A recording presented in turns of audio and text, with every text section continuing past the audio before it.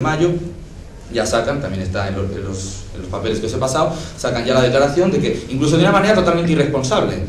la CNT llamaba a levantar las barricadas porque no creían en la insurrección, pero el POUM llama a levantar las barricadas diciendo que el proletariado ya ha vencido. Bueno, si tú te crees que has vencido, lo normal es, aunque dice que hay que mantener una actitud vigilante, pero hay que ver, si acabamos de vencer, está bien, actitud vigilante, pero ¿qué quiere decir esto?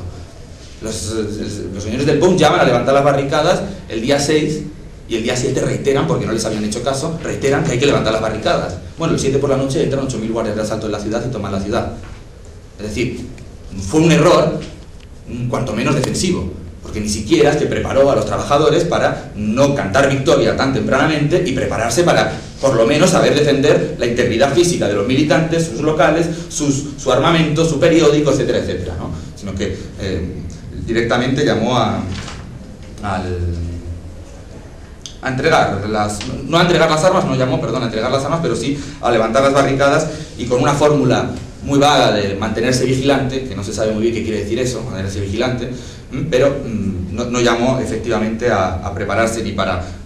que la insurrección triunfase, por supuesto, y ni siquiera para defender las fuerzas revolucionarias, ¿no? Igual, lo del POUM es una tragedia, es una doble tragedia, porque en primer lugar es una tragedia para la Revolución Española.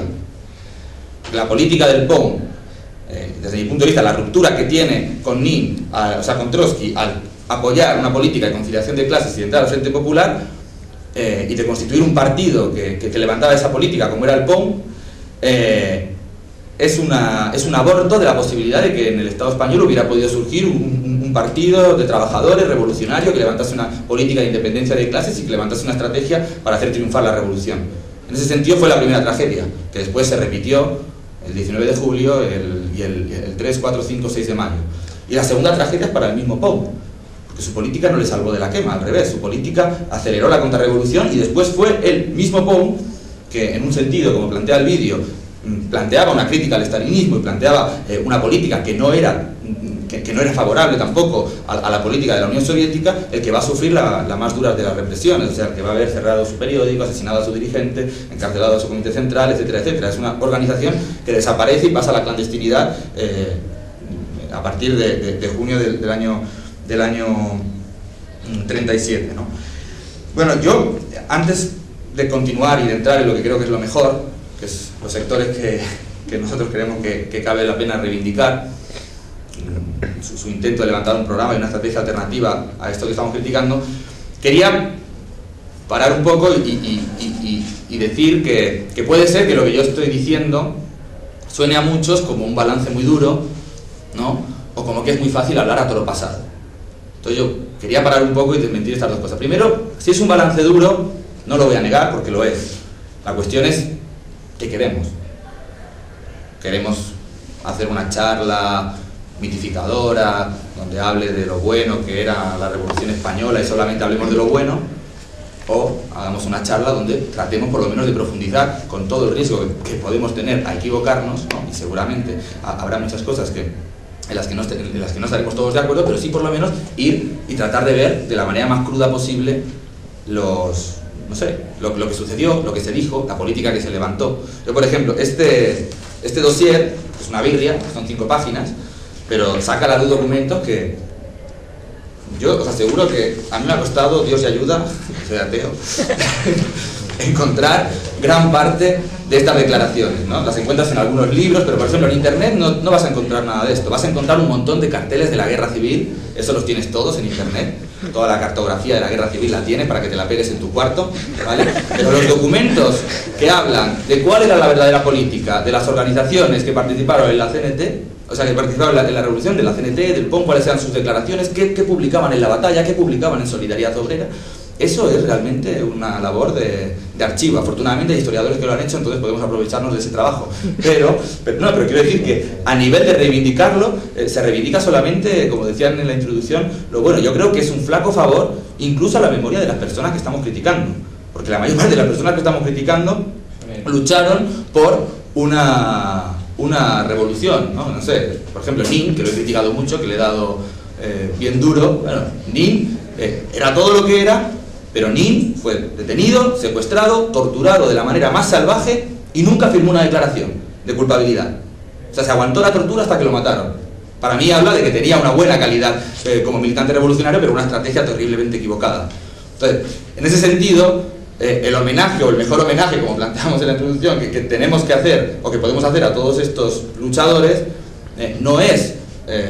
ver superficialmente lo que ellos hicieron, sino verlo con profundidad y tratar de sacar el máximo de lecciones para las revoluciones del mañana, porque en definitiva el mejor homenaje es que la siguiente revolución la ganemos, que la sociedad que ellos querían, una sociedad sin explotados ni explotadores, llegue a ser. Y para eso muchas veces las visiones edulcoradas, mitificadas de todo lo bonito sirven de poco, ¿no? Entonces, eso en primer lugar. En segundo lugar, sobre lo del toro pasado, yo digo que es mentira. O sea, evidentemente yo hablo a toro pasado, no tengo tantos años, no viví la Revolución Española. Eso me da una ventaja, obviamente, puedo estudiar más tranquilamente que en medio de los acontecimientos lo que pasó, pero las críticas o los balances que estamos haciendo no solamente las hago yo a toro pasado, sino que ya había hombres y mujeres que vivieron la vida y la muerte de la Revolución, que ya las hacían, ¿no? Y es con esos hombres y mujeres con los que yo quiero terminar la charla, o sea, hablando de esos hombres y mujeres que también hicieron un balance duro, también hicieron críticas durísimas y se dejaron la vida peleando por una línea alternativa a la de las direcciones de la CNT, de la FAI, del POUM, etcétera, etcétera. Lo primero que creo que hay que reivindicar son a todos esos hombres y mujeres que actuaron desoyendo las órdenes que les daban sus dirigentes. Es decir, igual que en julio del 36 muchos hombres y mujeres desoyeron al Frente Popular y eso permitió derrotar al fascismo, porque si todos hubieran seguido las consignas de quedarse en casa, Franco hubiera triunfado como una pisonadora. Igual, en mayo del 37 también hubo hombres y mujeres que desoyeron a Federica Montseny, que desoyeron a García Oliver, que desoyeron la editorial de La Batalla y que levantaron las barricadas, les gustase o no les gustase a los dirigentes de sus organizaciones. En segundo lugar, un sector que se conoce poco, que incluso hay pocos historiadores que hablan de ese sector, muy pocos, para todo lo que está escrito sobre la guerra civil, hay un montón, se puede llenar esta sala de libros, de todo lo que hay escrito de la guerra civil, pero de este sector se habla muy poco, que son los sectores de la izquierda o del ala izquierda, del sector más revolucionario del movimiento libertario. Y que tuvo como uno de sus mejores representantes, o de sus representantes más organizados, la agrupación Los Amigos del Pueblo. La política de colaboración con el gobierno de la Generalitat y con el gobierno de la República empezó a ser rechazada por cada vez más sectores, no tanto de la CNT como sobre todo también de las juventudes libertarias, especialmente de las juventudes libertarias de Cataluña, ¿no? Porque veían que evidentemente lo que les habían vendido de que entraban al gobierno para defender la revolución era una mentira total. Desde que entraron al gobierno la contrarrevolución no había hecho más que avanzar y además con el apoyo de sus propios dirigentes, por lo cual esa contradicción empezó a hacer saltar chispas en un montón de sectores de las juventudes libertarias, de sindicatos, diferentes sindicatos de la CNT, de grupos de la FAI, de los comités, de las patrullas de control, un montón de organismos, de los muchos que tenía el movimiento libertario, empiezan en su prensa a rebelarse en contra de la política y a criticar la política colaboracionista de sus dirigentes, ¿no? Una parte de estos sectores se empiezan a aglutinar o a tomar como referente a figuras que precisamente escribían en estos periódicos. La prensa anarquista o la prensa confederal era muy abundante, no solamente la Solidaridad Obrera, que era el periódico aquí en Cataluña, sino que por ciudades, por comarcas, por sindicatos, había un montón de prensa anarquista en ese momento, y había varios periodistas que estaban desde esa prensa empezando a escribir artículos que venían a plantear no solamente diferencias con la línea general de la CNT, sino a plantearse los problemas que estaba viviendo la revolución, el problema de cómo acabar con el poder burgués, el problema de qué hacer con la economía, de cómo la teníamos que organizar los trabajadores, el problema de cómo teníamos que organizar la guerra, es decir, si había que construir o no un ejército proletario, el problema de la militarización en bajo mando republicano. Todos los problemas empieza a escribir muchísimo. Y